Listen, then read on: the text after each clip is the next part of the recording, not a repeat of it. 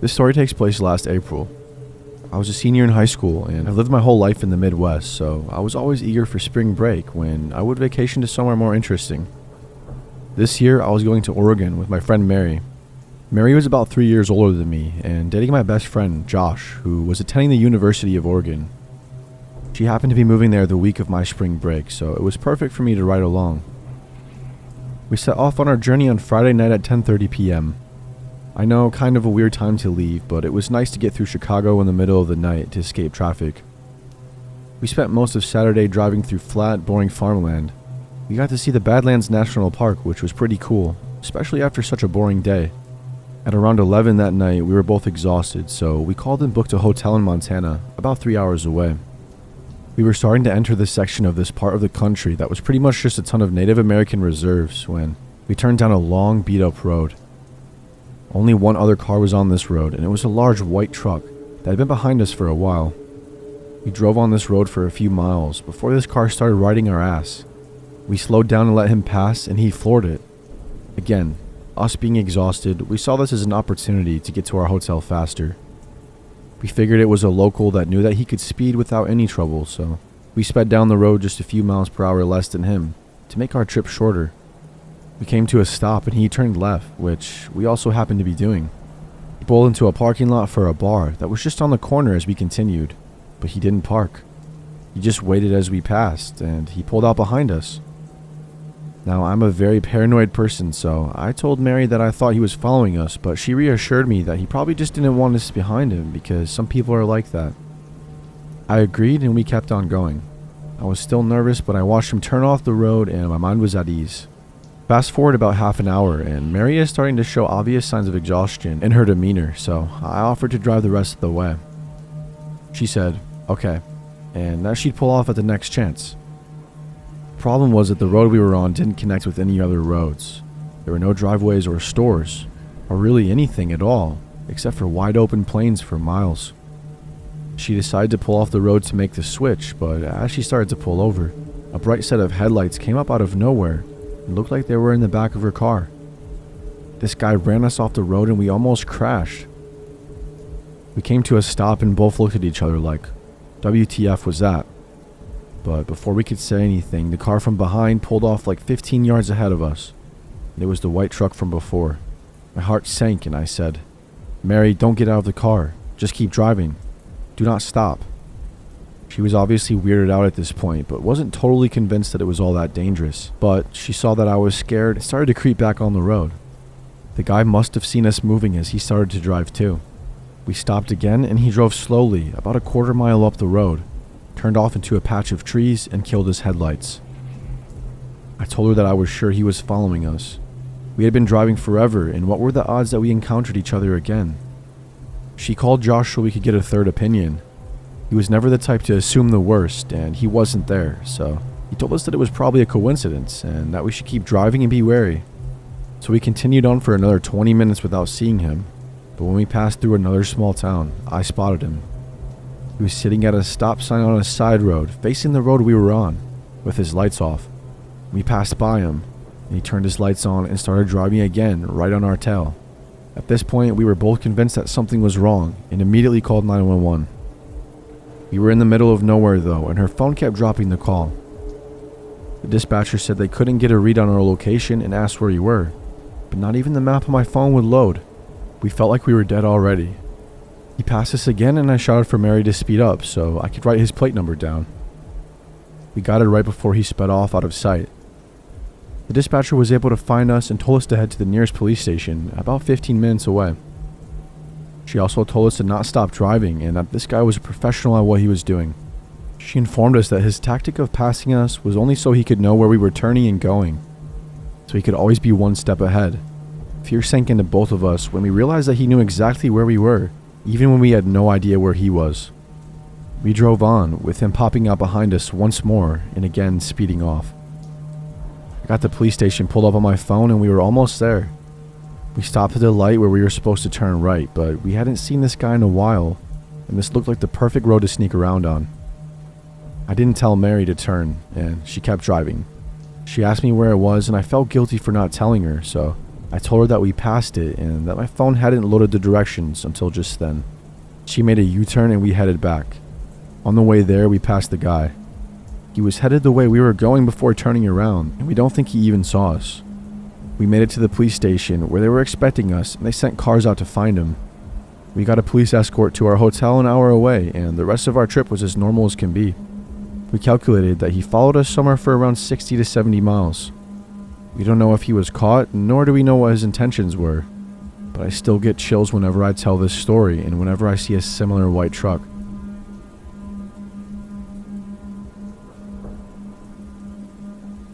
I'm a 20-year-old woman, and this took place in March.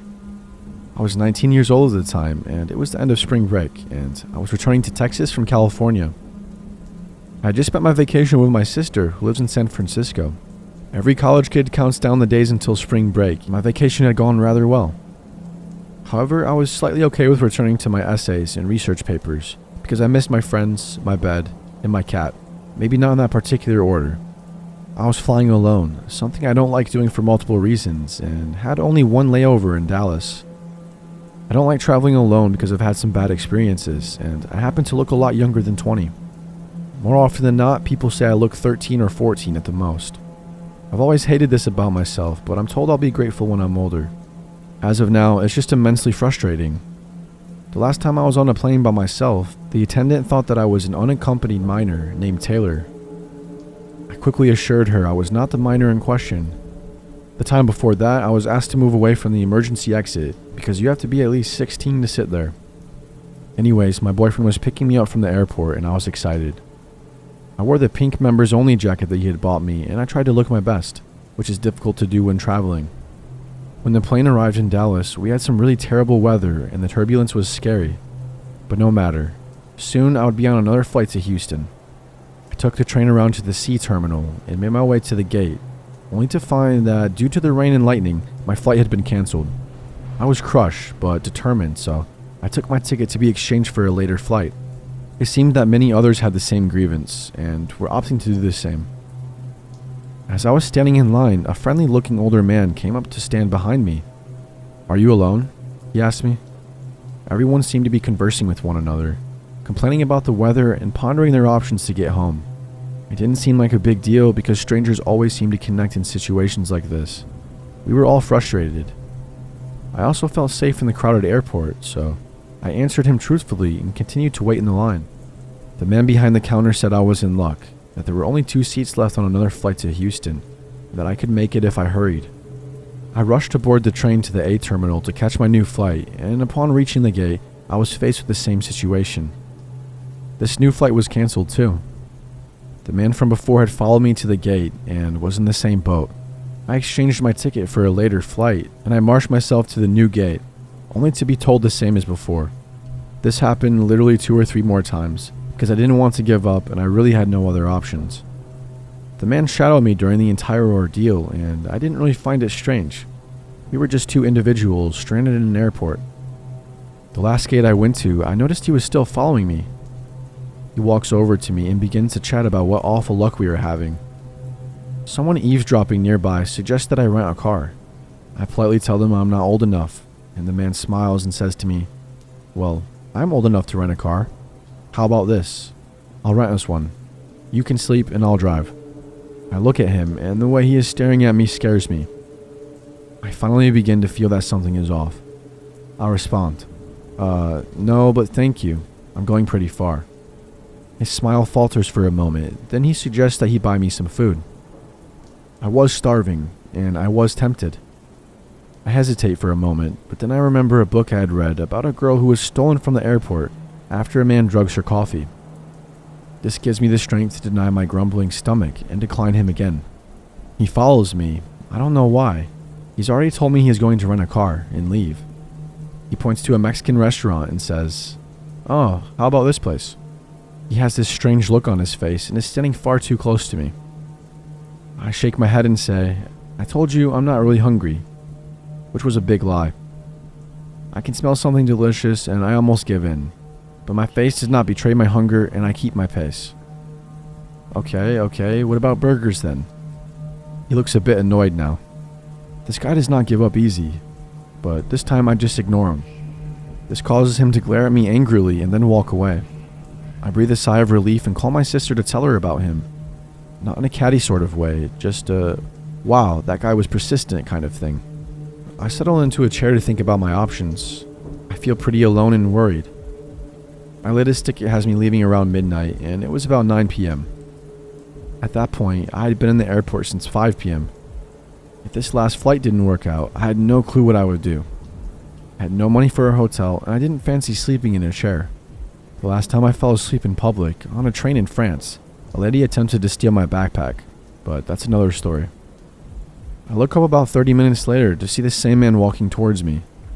I took my legs up in my chair nervously, and I pretend to play on my phone. "Hey there, still here?" he asks. He seems to have cooled down, and I just stare at him. He clears his throat and tries again. "So, I was thinking, you should come stay at my aunt's house with me for the night. That's where I'm going to be staying. It would be no problem. You don't want to be in this airport all night, all alone." I shake my head and say, "No, I'm fine." Then turn my attention back to my phone. Didn't even make eye contact. I felt that uncomfortable. He tries to convince me, and I have to say no firmly several more times. He looks angry, like really angry. His hands are clenched and his smile is obviously fake.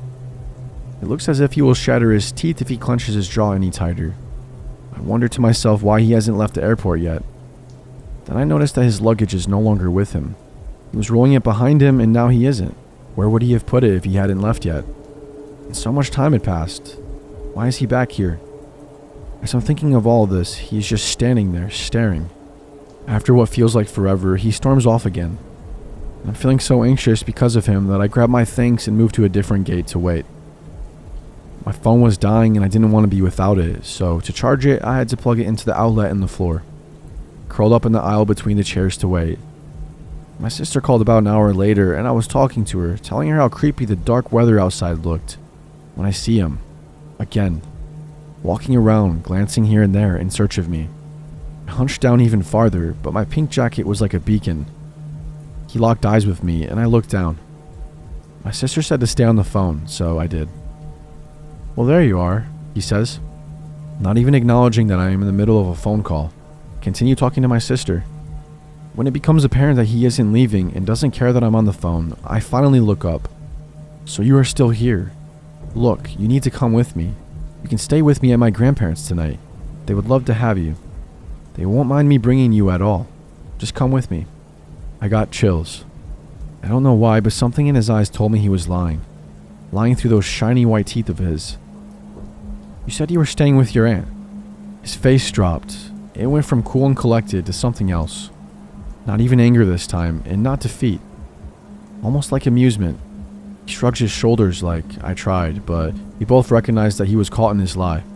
The entire time my sister is saying, "Hello?" repeatedly, but I was sort of shocked by how indifferent he was to me catching on to him. I go back to my conversation and he says, "If you change your mind," and lets the thought trail off while walking away backwards, eyes still on me. I call my boyfriend and tell him about each exchange, and he tells me to find a security guard to tell. I look around for one but couldn't find one. It was creepy because I've never seen an airport so deserted. I end up deciding to move again and lay down between two different aisles out of view. A boy my age walks by and asks, "Why are you laying on the floor?" And I respond a tad aggressively with, "Because I want to." He laughs and puts his hands up, the unspoken sign for, "Whoa, take it easy." I apologize for my gruffness and tell him that a man was making me nervous. He jokingly says that he'll protect me, and because he seems harmless and I mention my boyfriend, I converse with him for a while. He tells me how he saw me and wondered why the blonde girl looked so sad. A little while later, I am thankful I didn't brush the stranger off because I see the man again walking around. We made eye contact, but he didn't attempt to approach me because I was no longer alone. Maybe he was just some middle-aged man trying his luck at getting a girlfriend or something. But scaring someone isn't the way to do it. Even if he meant me absolutely no harm, he was too aggressive and angry.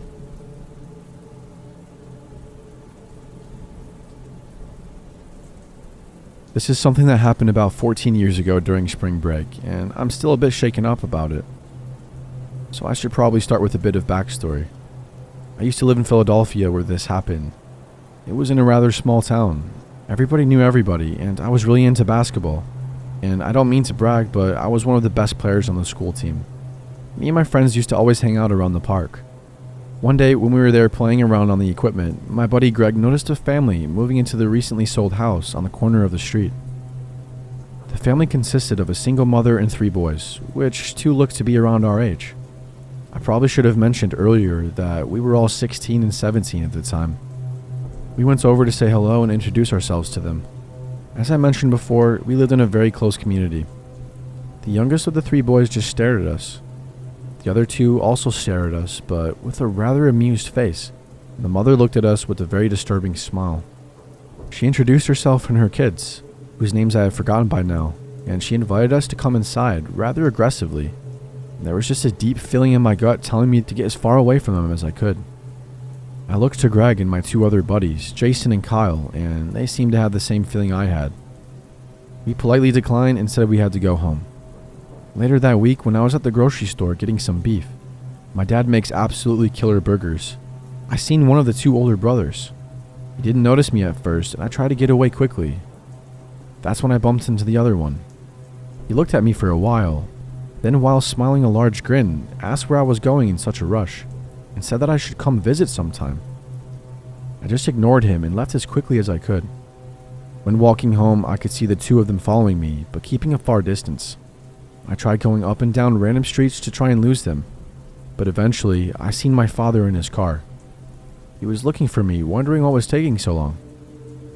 During this time, the 2 kids had caught up in a completely normal manner and told my father they were my friends, and asked where I lived. Of course, my father, not knowing about the greater extent of our encounter, believed them and gave them our address. Now they knew where I lived. Later that night, I was hanging out at the park with Greg and Kyle again, and about an hour and a half after we've been there, Greg notices the youngest boy staring out the front window of their house at us. Me and Greg were thoroughly creeped out, but Kyle was just getting angry. Kyle told us that when he was walking to the park, he saw 2 of the older brothers staring at him on the other side of the street. We all decided to head to my place, since I had the biggest backyard, and there was tons of cool stuff to do. While in my backyard shooting our BB guns at tin cans and occasionally a bird on the tree branch, we heard a familiar shrill voice behind us. It was the 2 older brothers on the other side of the fence. They were asking why I didn't invite them over and if I didn't like them. Now Kyle was fuming. He pointed one of the guns at them and threatened them and told them to leave. Seeing this, they did leave, and we went inside, and eventually Greg and Kyle went home. The next day, which was the first day of school after spring break, me, Greg, Kyle, and Jason were in the cafeteria before school started. Both Greg and Kyle were followed home by one of the brothers the night before. To say Kyle was angry was an understatement. We didn't see the brothers at school in the morning, and we heard nothing about the new students. Nothing eventful really happened until lunch, when the 4 of us were playing some basketball outside of the school. When out of the corner of my eye, I saw 2 familiar figures. I pointed them out, and Kyle just went off on them, calling them names that I've never even imagined. After Kyle's long line of name-calling, the 2 brothers looked shocked, then angry. They came over, knocked the ball out of Jason's hands, so Kyle started throwing punches at him. Then the other brother started attacking Kyle. Then Greg got in there, and now all of us were in there. Eventually, a teacher saw us fighting and called the police.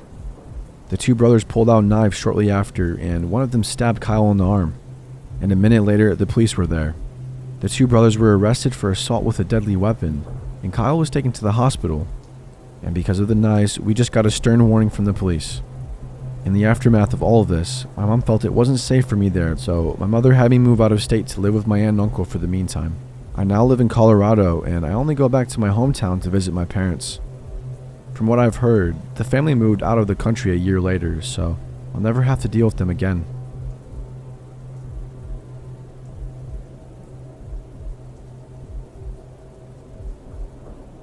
This happened in the early 90s when I was a junior in high school, 16 female, and I was home on Christmas break. It was in the middle of a weekday, and I was home alone when the phone rang. When I answered, a man asked for me by my first and last name. He then said, "This is Randy from unintelligible company, and I was calling to..." I tried to interrupt to have him repeat his name and company because he said it very quickly and unclearly, but he ignored my question and asked me if I had been looking for a job. I wasn't, but I was young and sort of wanted to see what the job was going to be, so I hedged a bit. Randy then told me that he was hiring models for commercials and that someone had given him my name. I literally laughed because 1, that sounded completely fake, and 2, I wasn't exactly swimming in modeling contracts. When I told him that I believed he must have been mistaken, he replied, "No, I think you're very pretty, Tessa." While that comment may not seem that disturbing, it stopped me in my tracks. He had initially said that I'd been recommended to him, but now he was speaking as if he had seen me. At that moment, I just knew in my gut that something was very wrong. Unfortunately, I had not learned to get my brain and gut on the same page, so while I wasn't buying any of what he was selling, in order to be polite and maybe just in case there was some cash and an ego boost to be had, I said, "Okay, how about you just leave me your number and I'll talk to my parents and get back to you." I knew if he was legit, he'd have no problem giving me his number. Of course, Randy failed both of my tests and resisted giving me his number or allowing me time to talk to my parents. He encouraged me to just agree right then, so I promptly said, "No thank you," and hung up. Within seconds of hanging up, the phone rang again. When I answered, I'll never forget the first thing Randy said. "Do you give blowjobs with your eyes open or closed?" That escalated quickly. As I stood in stunned silence, he repeated that question and then moved on to similar ones. What made it unnerving, besides the obvious, was that it didn't sound like a prank call at all. Even though his comments were sexual, he sounded angry. I was safe in my home and it was just a phone call, but it made me feel like I was in danger. I hung up, of course, but he called continuously. So continuously, in fact, that every time I tried to pick up the phone to call my mom, he would either be on the line when I picked up the phone, or the phone would be ringing again. By this point, I wasn't answering the phone, and if he was on the line when I picked it up, I would hang up quickly. But he was getting angrier and angrier, and his comments were taking a darker turn. What started as asking me invasive sexual questions had turned into comments about how he'd like to harm me. I was finally able to get through to my mom and she called the police. They didn't seem to take it super seriously or act like they could do much at all, though. I didn't recognize his voice. It certainly wasn't someone I knew, and it wasn't a teenager. It was absolutely a grown man. They felt that it was just someone messing with me and that I would just fade out on its own. And for a time, it seemed like they were right. That first day, he called constantly for a few more hours, but then the calls stopped, and although it was very disturbing, it seemed to be over. Some time passed and I quit thinking about it. But then spring break rolled around. It was the same scenario as before. I was home from school on a weekday and I was alone. The phone rang, and when I answered, he launched straight into the vile sexual talk. I hung up and we began the same cycle as before, with him calling constantly and me trying to time it just right so I could pick up the phone between calls and call my mom. Every time I hung up on him, he got angrier and the things he said became more foul. This time, he started reciting my address and talking about paying me a visit. Not only did it feel very threatening, but it was so confusing. Who in the world was doing this, and why would a grown man I didn't know make these calls? Not just once, but 2 times, with months in between. How did he have so much information about me?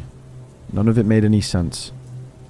When I was finally able to call my mom, she called the police again, and the officer took it a bit more seriously. They asked if we wanted to put a tap on the phone, and we agreed, and they told us that the process is as follows. It would take 24 hours to get with the phone company and get it active. Once active, it would be there for 60 days. If there were no issues in 60 days, it would be removed. But if there were issues, then we'd have them. I was a teenager who wasn't talking to the police directly, so I never understood the ins and outs of this. Were they taping all of our calls, but they just listened to them if something happened? Were they only tracing who the calls were from? As I'm sure you can imagine, as a kid who just turned 17, I really wanted to know if people could hear my calls, but my mom didn't really ask those questions. She said they just told her once that the tap was on and to let them know if we get any more calls. She didn't really ask much more than that. Just like before, the calls continued throughout the afternoon, but had stopped by the time my parents got home. I had got some the next morning after my parents had left work, but by the time a 24-hour window had passed, they had stopped. And once again, things were quiet for a few more months. This cycle continued over the course of the next year. It was quiet until midsummer, and then again until Christmas break of my senior year. And when he called, the pattern was almost always the same. The calls usually started out with him being a bit more polite, but as soon as I recognized his voice and hung up, they became progressively more angry and violent.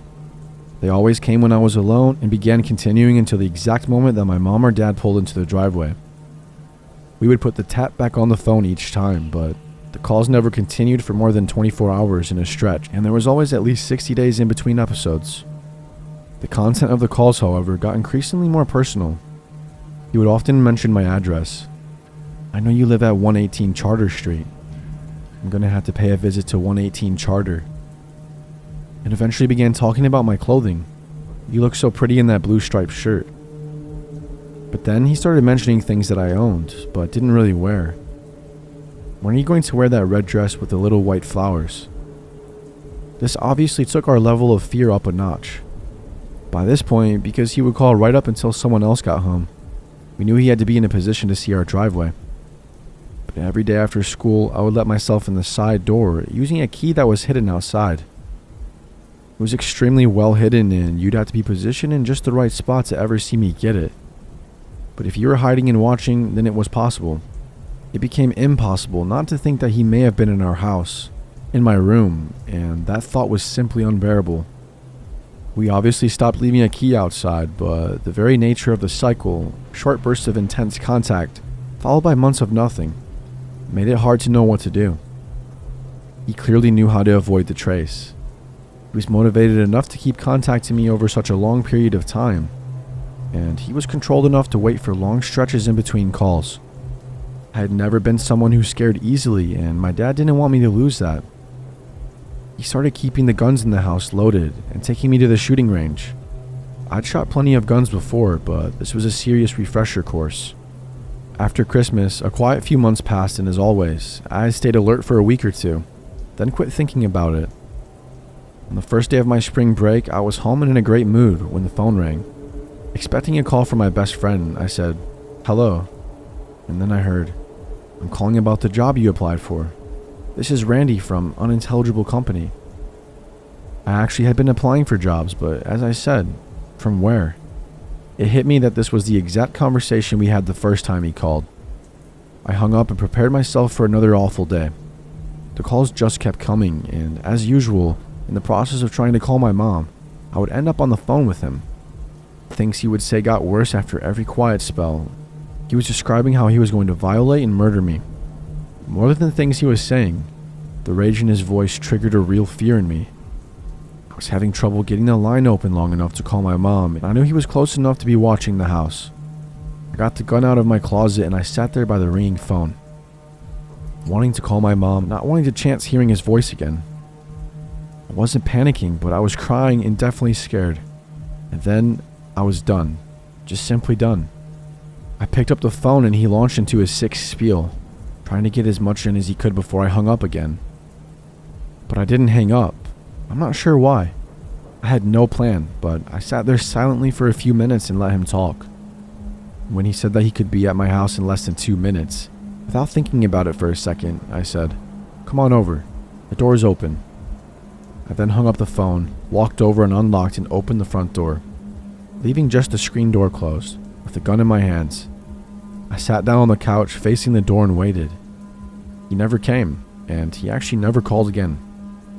There was zero doubt in my mind that if he had walked in that porch, I would have shot him, without hesitation. I still have no idea who it was, although there are a limited number of people it could be, or why or whether it would have ever escalated beyond phone calls. I went off to my college, and my parents eventually moved out of that house, so I suppose it will forever be a mystery. I trust that God will give him what he deserves, but I definitely learned that people who feed off of your fear disappear quickly when you quit being afraid.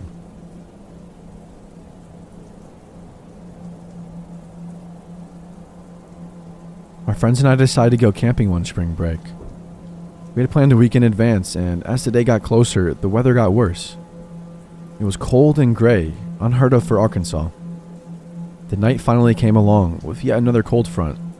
It was in the 30s, but we had dressed warm and stocked up on whiskey and beer. The plan was to hit a spot my buddy knew, which was barely accessible with his 4-wheel drive even. We wanted to really camp. None of those designated sites for families and seniors in RVs. So we aimed away from civilization, which was only made up by a single stoplight and a couple of hundred people, and drove into the woods. After 30 minutes of bone-rattling dips across dry creek beds and detours around trees, it started to rain. By the time we found camp, it had turned into hell.